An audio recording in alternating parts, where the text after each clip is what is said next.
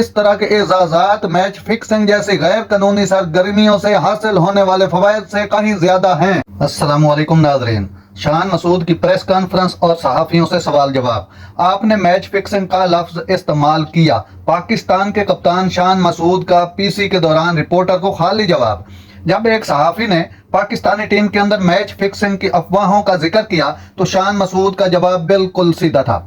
पाकिस्तान के टेस्ट कप्तान शान मसूद ने बांग्लादेश के खिलाफ 2 मैचों की टेस्ट सीरीज की तैयारी के दौरान टीम के अंदर मैच फिक्सिंग के इल्जामात को सख्ती से मुस्तरद कर दिया। वर्ल्ड कप से मायूस को इखराज के बाद से T20 पाकिस्तान के ड्रेसिंग रूम में इख्तलाफात और ग्रुपबंदी की अफवाहें गर्दिश कर रही हैं, जिससे मुमकिना बद इंतजामी के बारे में क्या सराइयों को हवा मिलती है।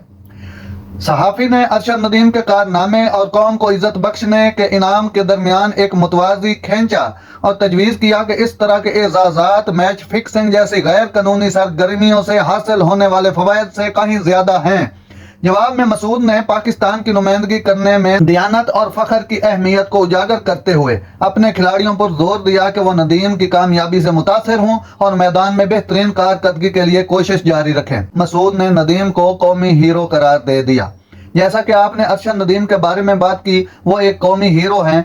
उसने अब जो कुछ हासिल किया है उसने उसे मजीद एक बड़े कद तक पहुंचा दिया है और हम इसके बारे में बहुत खुश हैं। हम अरशद नदीम की कामयाबी से मुतासिर होंगे और उम्मीद करते हैं कि पाकिस्तान के लिए मजीद रौनक लाएंगे, पाकिस्तानी टेस्ट कप्तान ने कहा। नाज़रीन, ऐसी बर वक्त खबरें सुनने के लिए मेरे चैनल को सब्सक्राइब कर लें। अल्लाह हाफिज।